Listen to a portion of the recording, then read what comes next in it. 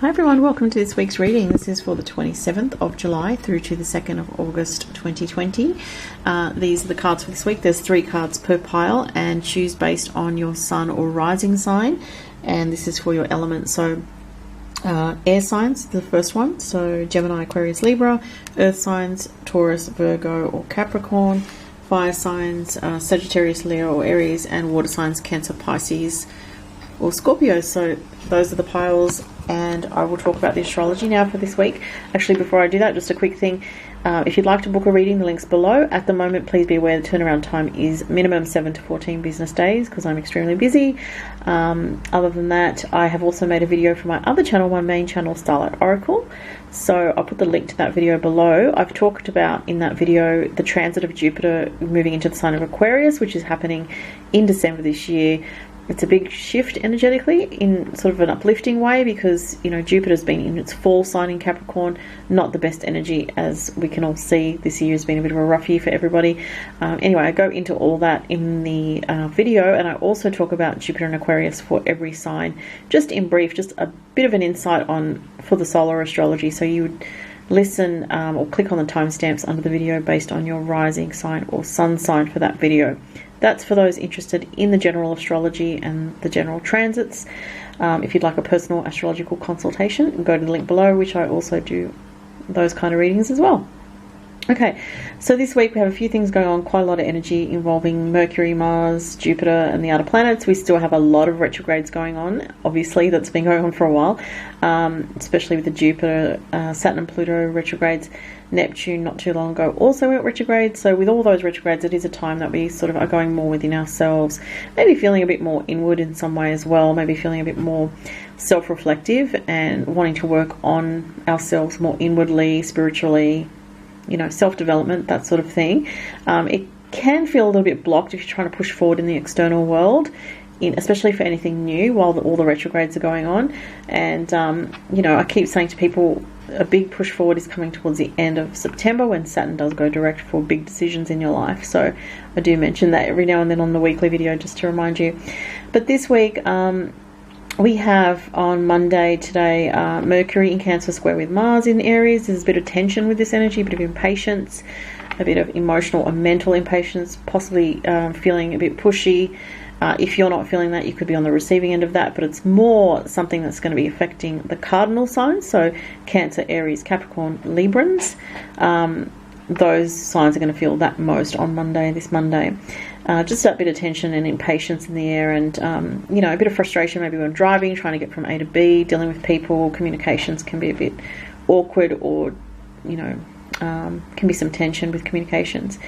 Further into the week, we have on Friday Mercury in Cancer opposite Jupiter. This is a transit which can, again, for the cardinal signs, same signs that I just mentioned, Cancer, Libra, Aries, Capricorn. It's an energy of really wanting to speak your mind or find the truth about something, or find out the truth about something. The truth could be coming out for some people on a matter, or hearing the truth from someone, expressing it to someone. It could be any of those things, or just in general trying to sort of find the truth about certain situations in your life. On the weekend, we have several things going on with transiting Mercury opposite Pluto and transiting Mercury opposite Saturn. So it's not exact until next week, but it is building up this weekend. So a bit of a tense energy mentally on the weekend. So be careful what you absorb in terms of negativity, because with Mercury opposite Pluto and Mercury opposite Saturn on the weekend, there can be this energy of pessimism mentally that you know may be picking up on again if you have cardinal signs. As I said, those are the signs being mostly affected this week with these transits.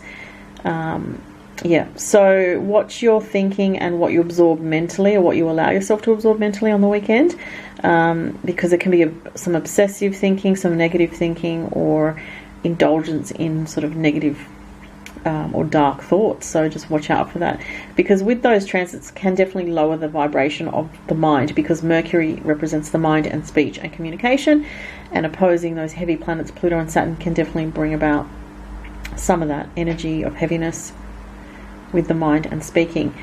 Weekend is Mars squared Jupiter, so a restless energy. You could be feeling, again, it's not exact, but it is approaching exactness early next week, but it definitely will be felt on the weekend with Mars squared Jupiter.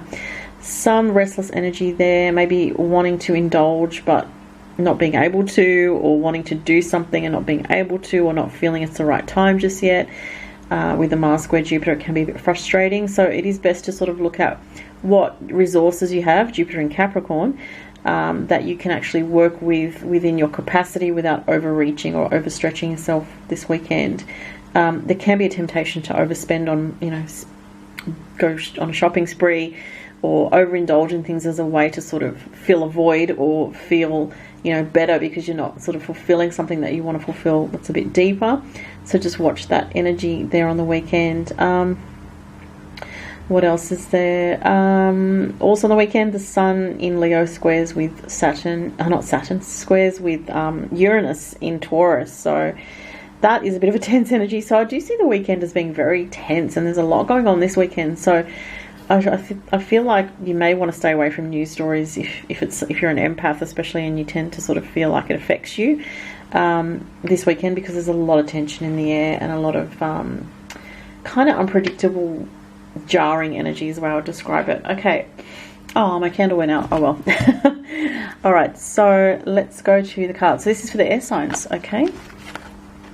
So as I said, Gemini, Libra, and Aquarius. You guys have, love. That's nice. Kindness, benevolence, sharing, and receiving. It's a number 6. And it's interesting for this card, it's the dog energy. So representing loyalty and sort of unconditional love. Peace. Wow, nice cards. Ooh, but a heavy tarot card here with the 10 of Swords. Interesting. So what I'm getting with this is, it seems to be that something's ending for the air signs in some particular way this week, because the 10 of Swords always represents in tarot an ending of some kind. And but yet there is love and peace around you. What I'm getting here, whatever's ending, it could be on any level of your life. It could be relationship, mentally, you've decided something needs to end, or you need to step away from some kind of negative energy in your life in order to have more peace and love in your life.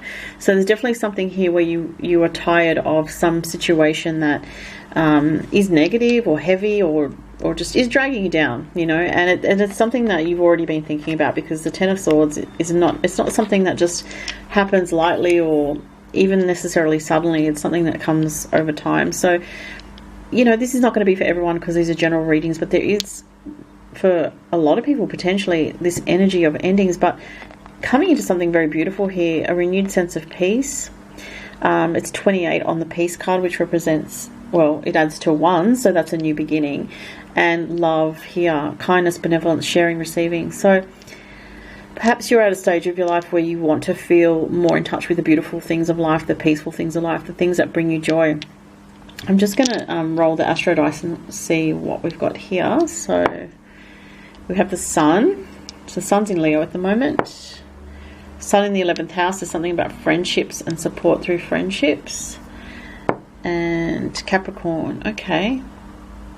With the Capricorn, when I saw that, I felt a heavier sort of vibe with that. So there could be something here in terms of what's ending that's related to the energy of Capricorn, which could be a job situation, something that's been a structure in your life for a long time, old ways of thinking based on your upbringing or traditions or, early life conditioning. And definitely the Sun in the 11th house, there's something about fulfilling a wish here. That's what I'm getting with that. And the Sun is in Leo at the moment, which relates to self-expression, romance, love. Leo rules the heart. We have love here. So it definitely relates to, it could be something about connecting with a special friend with the Sun in the 11th house. Somebody that is very loyal to you, that has been loyal to you. Again, as I say, if these messages don't resonate, just pick the messages out of what I'm saying that does, because sometimes I will say a bunch of different things and it might just be one sentence that I say that relates to you. So, but whatever this ending is, it's bringing you more peace. It's bringing you a connection to your higher self, a part of you that needs to open up more. Heart chakra energies here. You may even be working on unblocking your heart in some way because of past pain or past difficulties. But I keep getting ending about something, and I don't feel like it's, it may be difficult in some way, but ultimately it's very positive here because you've got this refreshment coming in. Wow. Okay, so that's for the air signs. Let's go to the earth signs: Taurus, Virgo, Capricorn, Temperance. Personal boundaries, choice, assertiveness, empowerment, authenticity. Oh, I love that card. Growth, which is a number 5. Okay, so it looks like there is some kind of healing for the earth signs this week, and there's also something about your personal sovereignty as an individual and protecting your energy in some way with the personal boundaries card. But you also have the card of growth, so that's very good. It's like you're learning through maybe establishing some kind of boundaries in a situation and making that choice, because it says choice, and that's really standing out to me. Being strong in yourself, making a choice to empower yourself through having stronger boundaries. This will allow new growth to come into your life. It's almost like you could think that the opposite, like if you didn't have boundaries around a situation, maybe things would be more open for you, but that's actually the opposite to what I'm getting here. It's like the more boundaries you have, the better the situation will be for you in the long run.